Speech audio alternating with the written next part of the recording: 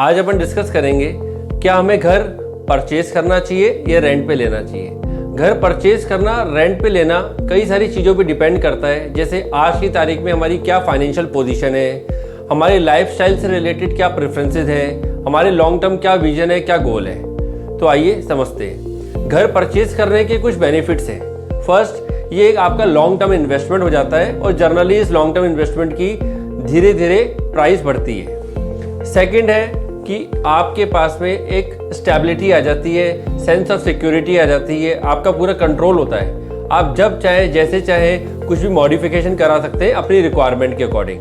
Third है tax benefits. जब हम घर परचेज करते हैं तो उसके साथ कई सारे टैक्स बेनिफिट्स मिलते हैं अपन को। लोन रिपेमेंट के अंदर इंटरेस्ट का, प्रिंसिपल का, वो अलग अलग बेनिफिट्स हैं। अब आता है कि क्या क्या डिसएडवांटेजेस है। हाई अपफ्रंट कॉस्ट बेयर करनी पड़ती है हमें, जो कि अगर हम लोन नहीं ले रहे तो पूरी की पूरी कॉस्ट हमें बेयर करनी पड़ेगी। अगर लोन ले रहे हैं तो भी 15 से 20% कॉस्ट हमें बेयर करनी पड़ती है upfront as a down payment. Second है रिपेयर एंड मेंटेनेंस कॉस्ट हमें बेयर करनी पड़ती है। थर्ड है हमारी जो फ्लेक्सिबिलिटी है वो कहीं ना कहीं ब्रेक हो जाती है। हम बहुत फ्रीक्वेंटली घर चेंज नहीं कर सकते अगर हमने घर बाय कर रखा है।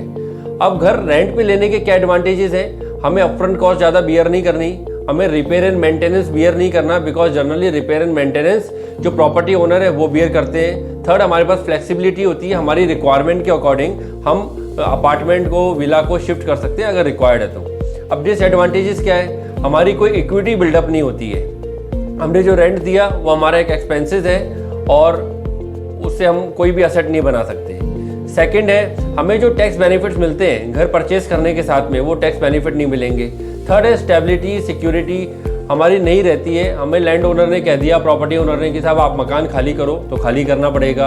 हमें कोई मॉडिफिकेशन या चेंजेस कराने तो उससे अप्रूवल लेना पड़ेगा। तो गाइस, ये मेरा ओपिनियन है, घर परचेज करना है या रेंट पे लेना है। बाकी अगर आपका कोई सजेशन है, आपका कोई क्वेश्चन है या आपका कोई सुझाव है तो प्लीज़ आप मुझे बताइएगा। Thank you.